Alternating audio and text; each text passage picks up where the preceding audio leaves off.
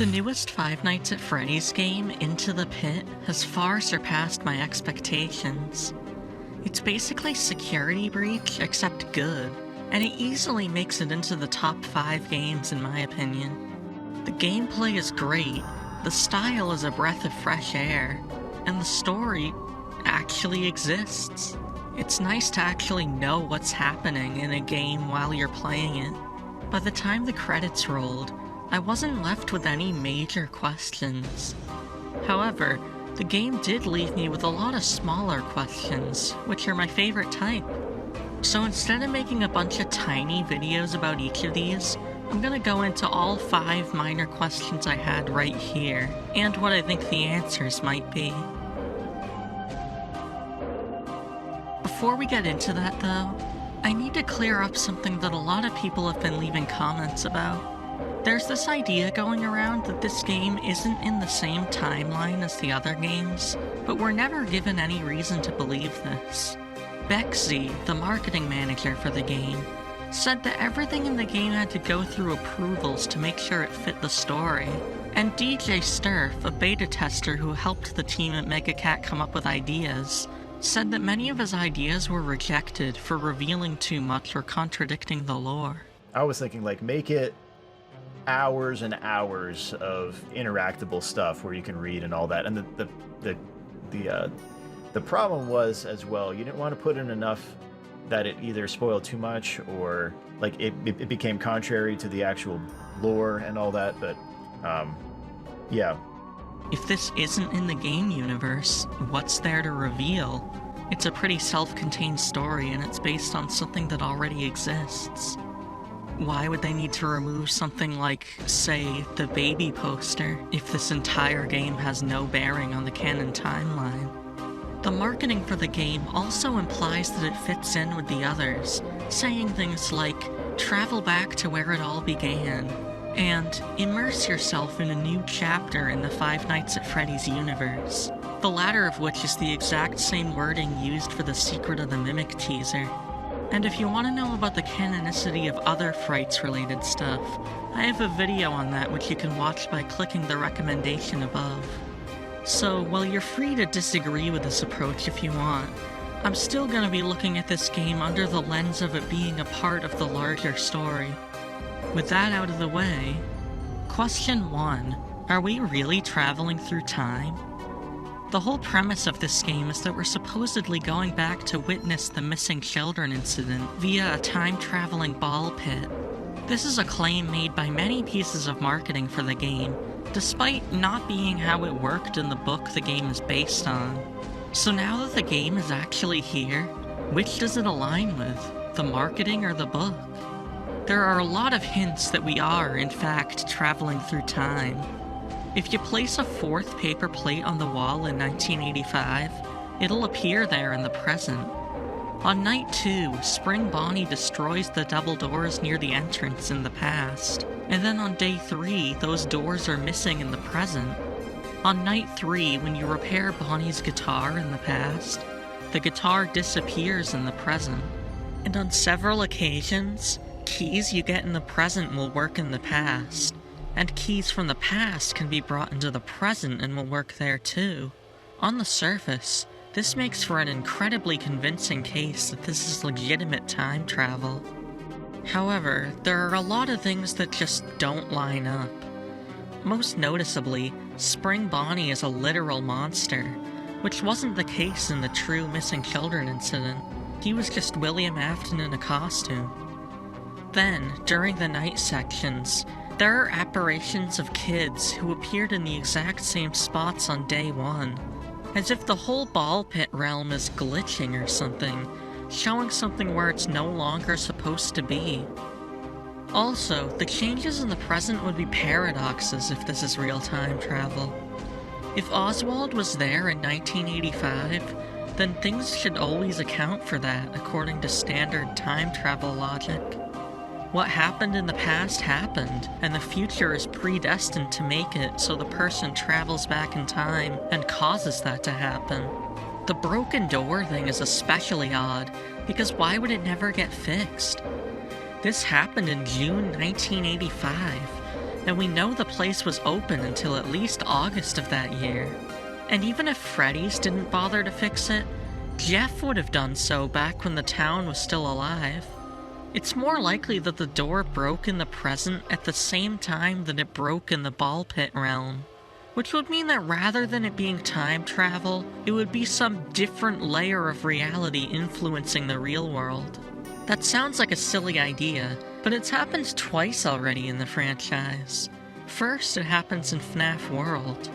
Everything that happens out there has an effect here. Do you understand? This is a safe place.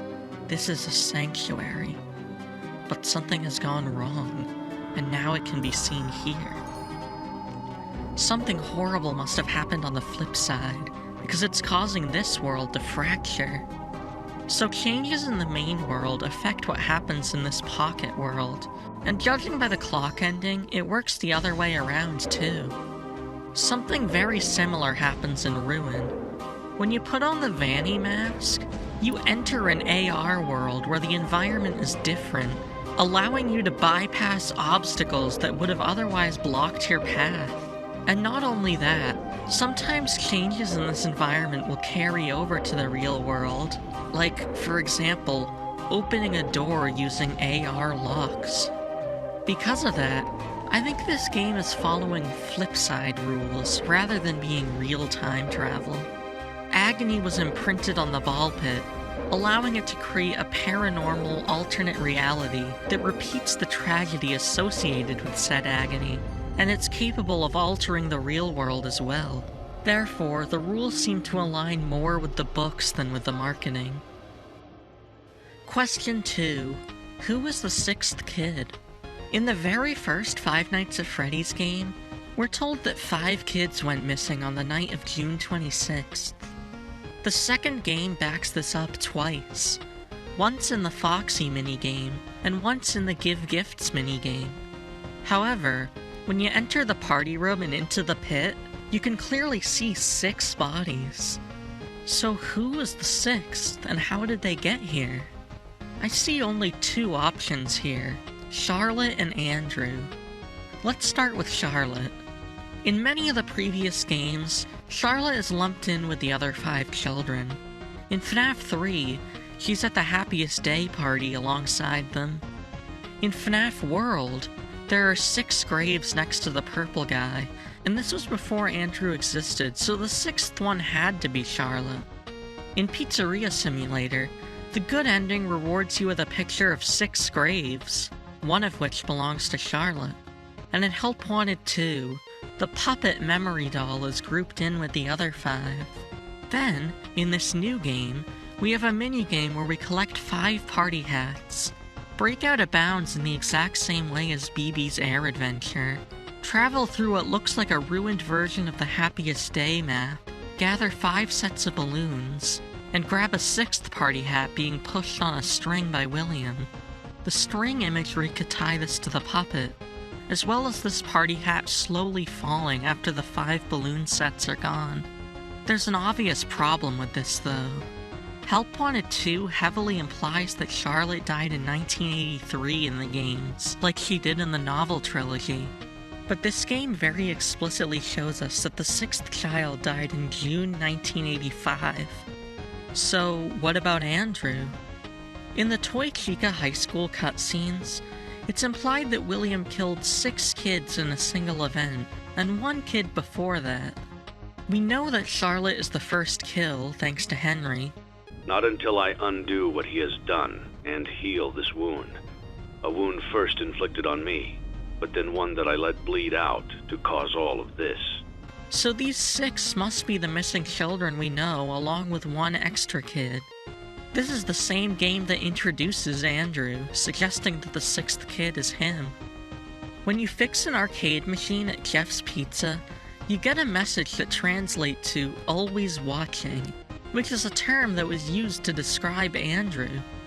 He's here and always watching, the one you shouldn't have killed. The previously mentioned party hat minigame hides the 6th party hat, and when you collect it, the game tells you that you've gotten 6 out of 5. This means the sixth kid should be someone who's been hidden, which would make sense if Andrew's disappearance never got reported. You also can't collect it until after you've gone through the Happiest Day recreation, which could be implying this victim wasn't a part of that event. Ultimately, I think Andrew is the correct choice, just due to the plain common sense of the dates. Plus, if it was Charlotte, the game wouldn't bother to be so secretive about it. We already know all about her. Also, I can't help but wonder if William Afton hid Andrew's body in the ball pit, hence the extreme amount of agony held within it, and the imagery of him dropping the sixth party hat into a pit. Interestingly, the minigame was originally going to have Old Man Consequences drop the hat from his fishing rod and say that you'll fall into the pit if you fail. He was replaced with Purple Guy, but this still means that Megacat envisioned the hole that the hat falls into as a pit. Question 3. When does this game take place? According to this calendar we see in the spare classroom, the game takes place in a year where August starts on a Wednesday. The years that align with this, and are actually reasonable, are 2018 and 2029. But something we have to remember is that this is an old classroom. The date on the calendar is never updated, and even when the door to the playground is locked, meaning all classes are in session, nobody is in the room. It's said that most people moved away 3 years before the events of the game, which would likely be the reason for the classroom going unused. So if we add 3 years to our dates from before, we get 2021 and 2032. While it doesn't really matter if it fits exactly into one of these 2 years, what's notable here is that one of these dates is before FNAF 3 and Pizzeria Simulator, and the other is after. Let's look at the evidence for each of these time periods. Jeff's Pizza has a ton of stuff that Fazbear's Fright would later salvage. Drawings, posters, and even arcade cabinets all appear in the back rooms. The website, which unfortunately got cancelled due to internet bandwidth issues, said that the arcade machines broke in October 2020, which would line up with the game taking place in August 2021. And the graphic novel adaptation of the story mentions that a movie released in 2020 is finally out on streaming, despite a major plot point of the original story being that Oswald had no internet, but that's beside the point. We can also look at what wasn't included in the game. There are a lot of references to Fright stories taking place after Pizzeria Simulator that were removed, mainly the Ella doll and all but one of the Stitch Wraith cameos. However, they kept in a very blatant reference to Sergio's Lucky Day, which takes place in 1995, as well as Pizza Kit and Kids at Play, both of which have no established time frame. All of this points towards the 2021 option. There's just one teensy little problem. The Stitch Wraith still appears once if you wait for 10 minutes in Oswald's room.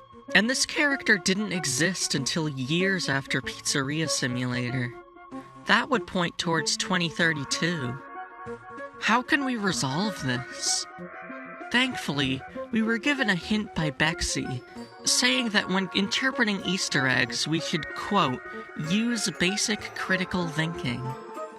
I'm very rusty with that skill, but after getting the gears in my head up and working to the best of my ability, I decided that basic critical thinking would most likely imply that 8 hints are better than 1, and therefore 2021 is the better choice.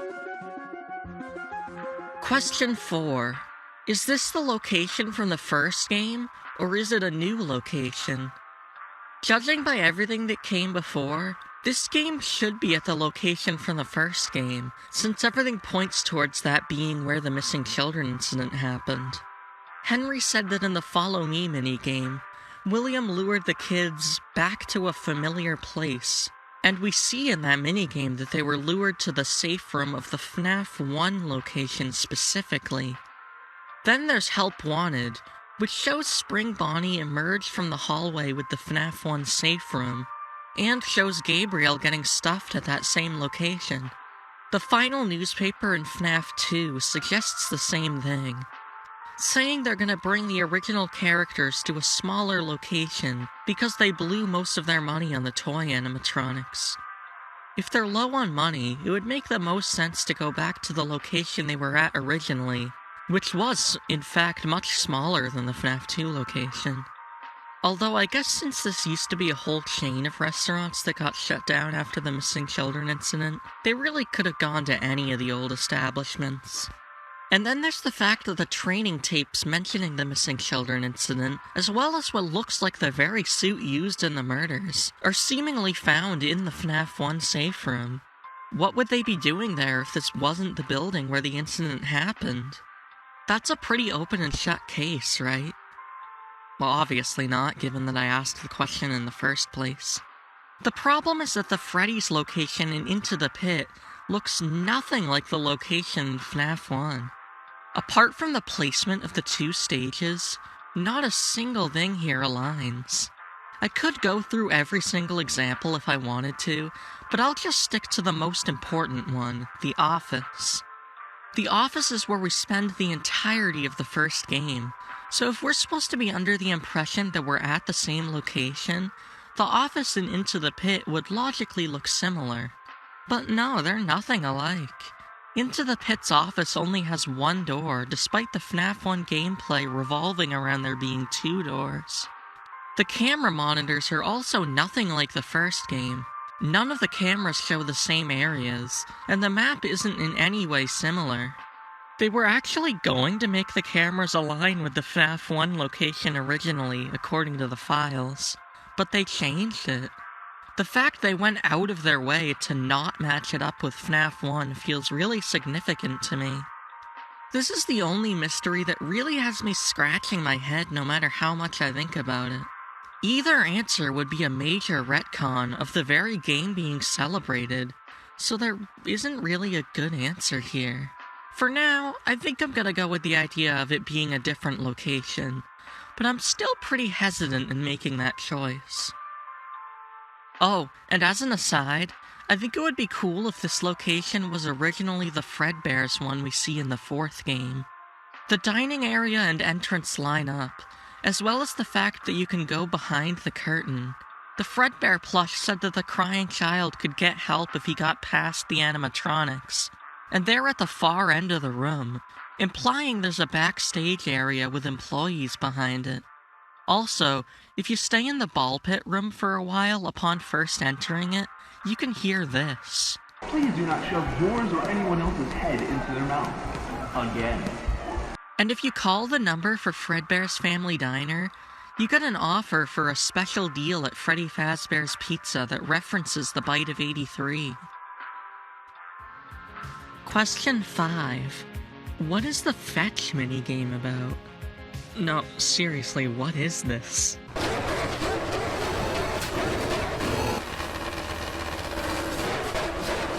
This is the most unintentionally funny thing since that one awful line in Security Breach. We've got some black-haired guy walking around the Into the Pit location, collecting 6 balloons, bringing them to an inaccurate fetch at a prize counter that's not where it's supposed to be, and then getting mauled. And Golden Freddy is there too, but he doesn't do anything. There's some important context for this minigame that I feel could help us. Originally, it was about Vanessa collecting 6 kids, bringing them to William Afton, having a mental breakdown, and seeing Vanny. This obviously didn't fit the lore, so it was reskinned as a fetch minigame. The same thing happened with the To Be Beautiful and Count the Ways minigames, actually. This could explain why this one in particular feels so random. The 6 kids were turned into something random. William was turned into Fetch, and Vanessa was turned into some other person. That all checks out. But who is the person even supposed to be? Alright, no more of that 2-option baby stuff. This time I have 3 options. Andrew, Greg from the Fetch story, and some random guy. My first thought was that it was Andrew, due to the black hair. That's not a very common hair color amongst FNAF characters. The only other black-haired character with any relevance I can think of is Cassidy, but she has long hair. Fetch also looks different here. He's gray instead of brown, which could imply that he's an unfinished endoskeleton. Also, we could be collecting the 6 balloons for the upcoming party where everyone gets killed. 1 balloon for each kid. The counter at the top of the screen even turns purple when you get all 6. And lastly, this minigame sends us on a fetch quest, almost as if it's prepping us to take on the role of Fetch. There are 2 major flaws in this theory. First, Andrew was killed by William, not Fetch. And second, Golden Freddy is already haunted. In the 1985 gameplay of Into the Pit, he's not haunted. Therefore, this minigame must take place after the 1985 gameplay, and thus after all of the kids are already dead. Next we have Greg. The other 2 minigames about Fright stories feature their protagonists and antagonists as the main characters. The To Be Beautiful one is about Sarah and Eleanor, and the Count the Ways one is about Millie and Funtime Freddy. Therefore, it would only make sense that the Fetch minigame would be about Greg and Fetch. Also, the level ends with the message "See you," which is what Fetch texted Greg at the very end of the story. Like the previous option, there are also 2 major flaws in the Greg theory. First is that this kid looks nothing like Greg. Greg has blonde hair in the story and brown hair in the illustrations, meaning it would be inaccurate to both depictions of him. Second is that Golden Freddy shouldn't be here anymore if this takes place during Fetch. He was moved out of that building by 1987, and he certainly wouldn't be there post-Pizzeria Simulator. He'd either be freed or in Princess Quest if you believe that theory. Given that Funtime Freddy, Fetch, and the final version of Sarah are all inaccurate, I think it would be safe to assume that they could get Greg wrong. It's the Golden Freddy thing that stumps me. I know this is a reskin of a scrapped minigame, but why wouldn't they just remove Golden Freddy if he didn't fit the time period? They replaced the children with balloons and Vanessa with the black-haired guy, and Golden Freddy isn't actually part of the gameplay, so they clearly wouldn't have had any trouble getting rid of him. And now the third option, some random kid. If it can't be Andrew, and it can't be Greg, then it kinda has to be someone new, doesn't it? It's not too strange of an idea. Fetch is supposedly older than Greg's dad, so he's been around for a very long time. He could have been taking lives for decades. It could be a hint that the Fetch game will greatly expand on the story in the same way that this game did. Five Nights at Freddy's is no stranger to adding extra victims who play no role in anything. So I'm gonna have to go with the third option, the random kid. And that's all I've got. I'll probably start working on that Midnight Motorist theory I've been talking about soon. But in the meantime, let me know if I missed anything important about Into the Pit.